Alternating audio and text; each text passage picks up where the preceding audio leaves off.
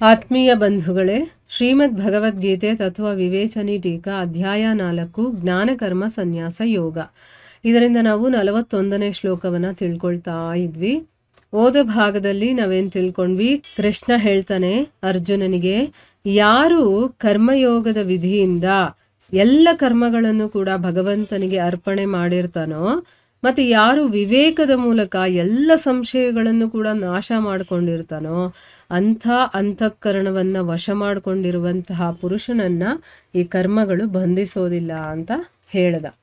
ಈಗ ಪ್ರಶ್ನೆ ಏನು ಅಂತಂದರೆ, ಯೋಗ ಸನ್ಯಸ್ತ ಕರ್ಮಾಣ, ಈ ಪದದ ಅರ್ಥವನ್ನು ಜ್ಞಾನ ಯೋಗದ ಮೂಲಕ ಶಾಸ್ತ್ರವಿಹಿತ ಎಲ್ಲ ಕರ್ಮಗಳನ್ನು ಕೂಡ ಸ್ವರೂಪದಿಂದಾನೇ ತ್ಯಾಗ ಮಾಡುವವನು ಅಂತ ತಿಳ್ಕೊಂಡ್ರೆ ತಪ್ಪೇನಿದೆ ಅಂತ ಇಲ್ಲಿ ಕೇಳ್ತಾ ಇದ್ದಾರೆ. ಯಾಕಂದರೆ ಇಲ್ಲಿ ಅವರು ಯೋಗವನ್ನು ಇಲ್ಲಿ ಕರ್ಮಯೋಗ ಅಂತ ಹೇಳಿದಾರಲ್ವಾ, ಅದಕ್ಕೆ ಇವರು ಜ್ಞಾನಯೋಗ ಅಂತ ತಿಳ್ಕೊಂಡು ನಾವು ಕರ್ಮಗಳನ್ನು ಮಾಡ್ದೇನೆ ಇರೋದು, ಸ್ವರೂಪದಿಂದನೇ ತ್ಯಾಗ ಮಾಡಿಬಿಡೋದು, ಯಾವ ಕೆಲಸನೂ ಮಾಡಲ್ಲ ಅಂತ ಆ ರೀತಿ ತಿಳ್ಕೊಂಡ್ರೆ ಏನು ತಪ್ಪಿದೆ ಅಂತಂದ್ಬಿಟ್ಟು ಇಲ್ಲಿ ಪ್ರಶ್ನೆ ಕೇಳ್ತಾ ಇದ್ದಾರೆ.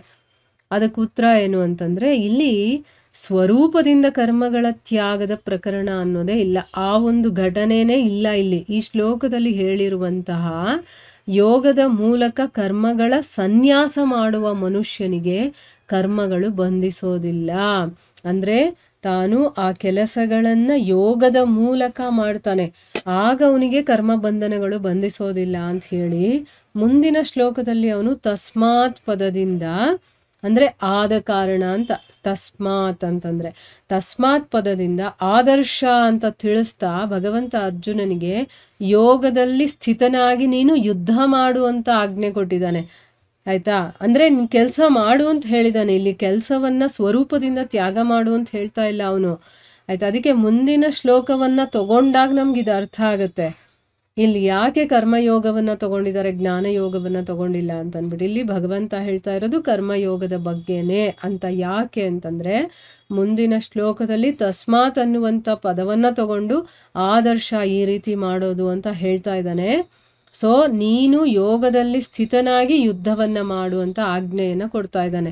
ಒಂದು ವೇಳೆ ಈ ಶ್ಲೋಕದಲ್ಲಿ ಯೋಗ ಸನ್ಯಸ್ತ ಕರ್ಮಾಣಂ ಪದದ ಅರ್ಥ ಸ್ವರೂಪದಿಂದಾನೇ ಕರ್ಮಗಳನ್ನು ತ್ಯಾಗ ಮಾಡೋದು ಅಂತ ಆಗಿದ್ದಿದ್ರೆ, ಭಗವಂತನಿಗೆ ಒಪ್ಪಿಗೆ ಆಗಿದ್ದಿದ್ರೆ ಭಗವಂತ ಹೀಗೆ ಹೇಳ್ತಾನೆ ಇರಲಿಲ್ಲ ಅಲ್ವಾ, ನೀನು ಕೆಲಸ ಮಾಡು ಅಂತ ಹೇಳ್ತಾನೆ ಇರಲಿಲ್ಲ. ಯಾಕಂದರೆ ತ್ಯಾಗ ಮಾಡು ಕೆಲಸವನ್ನೇ ಅಂತ ಹೇಳ್ಬಿಟ್ಮೇಲೆ ಮತ್ತೆ ಯುದ್ಧ ಮಾಡು ಅಂತ ಯಾಕೆ ಹೇಳ್ತಾ ಇದ್ದ?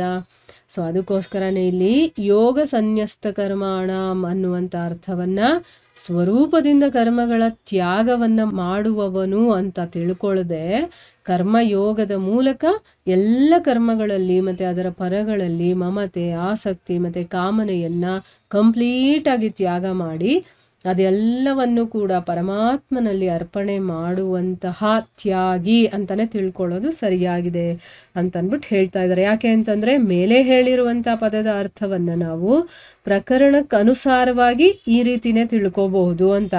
ಇದಕ್ಕೆ ಒಂದೆರಡು ಶ್ಲೋಕಗಳ ಎಕ್ಸಾಂಪಲ್ ಕೂಡ ಹೇಳಿದ್ದಾರೆ. 3ನೇ ಅಧ್ಯಾಯದಲ್ಲಿ 30ನೇ ಶ್ಲೋಕ, ಅದು ಯಾವುದು ಅಂತಂದರೆ ಮಯಿ ಸರ್ವಾಣಿ ಕರ್ಮಾಣಿ ಅಂತ ಬರುತ್ತಲ್ಲ ಆ ಶ್ಲೋಕ.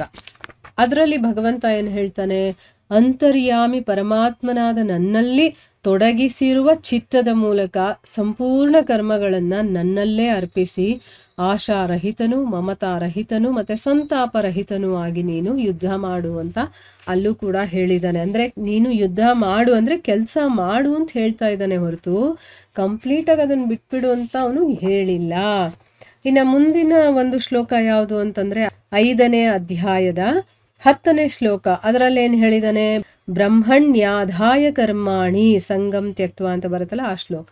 ಅದರಲ್ಲಿ ಏನು ಹೇಳಿದಾನೆ, ಯಾವ ಪುರುಷ ಎಲ್ಲ ಕರ್ಮಗಳನ್ನು ಕೂಡ ಪರಮಾತ್ಮನಲ್ಲಿ ಅರ್ಪಣೆ ಮಾಡಿ ಮತ್ತು ಆಸಕ್ತಿಯನ್ನೂ ತ್ಯಾಗ ಮಾಡಿ ಕರ್ಮವನ್ನು ಮಾಡ್ತಾನೋ ಆ ಪುರುಷ ನೀರಿನಲ್ಲಿ ಇರುವಂಥ ಕಮಲದೆಲೆಯು ನೀರಿನಿಂದ ಲಿಪ್ತವಾಗೋದಿಲ್ವೋ ಆ ರೀತಿನೇ ಅವನು ಪಾಪದಿಂದ ಲಿಪ್ತನಾಗೋದಿಲ್ಲ. ಅಂದರೆ ಕಮಲದ ಎಲೆ ಮೇಲೆ ನೀರು ಹಾಕಿದ್ರೆ ಅದಕ್ಕೆ ಅಂಟ್ಕೊಳ್ಳೋದಿಲ್ಲ ನೋಡಿ, ಕಮಲದ ಎಲೆ ಅದನ್ನು ಯಾವುದನ್ನು ಅಂಟಿಸ್ಕೊಳ್ಳೋದಿಲ್ಲ. ಆ ರೀತಿ ಅವನು ಈ ಒಂದು ಜಗತ್ತಲ್ಲಿ ಕೆಲಸ ಮಾಡ್ತಿದ್ರು ಕೂಡ ಅವನು ಯಾವುದೇ ಪಾಪಕ್ಕೂ ಅವನು ಅಂಟ್ಕೊಳ್ಳೋದಿಲ್ಲ ಅಂತ ಇಲ್ಲಿ 2 ಶ್ಲೋಕಗಳ ಎಕ್ಸಾಂಪಲ್ ಕೊಟ್ಟು ಅವರು ಎಕ್ಸ್ಪ್ಲೈನ್ ಮಾಡಿದ್ದಾರೆ. ಈಗ ಅರ್ಥ ಆಯ್ತಲ್ವಾ ಯಾಕೆ ಇಲ್ಲಿ ಯೋಗ ಸನ್ಯಸ್ತ ಕರ್ಮಾಣಾಮ್ ಅನ್ನೋದು ಕರ್ಮಯೋಗದ ಬಗ್ಗೆ ಮಾತಾಡ್ತಾ ಇದ್ದಾನೆ ಅಂತಂದ್ಬಿಟ್ಟು. ಸೊ ಇಲ್ಲಿ ಈ ಒಂದು ಘಟನೆ ಅಥವಾ ಈ ಒಂದು ವಿವರಣೆಗೆ ಅದು ಕರ್ಮಯೋಗ ಅಂತಾನೆ ನಾವು ಅರ್ಥ ಮಾಡ್ಕೊಳ್ಬೇಕು ಅಂತ ಇಲ್ಲಿ ಹೇಳ್ತಾ ಇದ್ದಾರೆ. ಸೊ ಇಲ್ಲಿಗೆ ನಾವು ನಿಲ್ಲಿಸೋಣ. ಹರೇ ಕೃಷ್ಣ.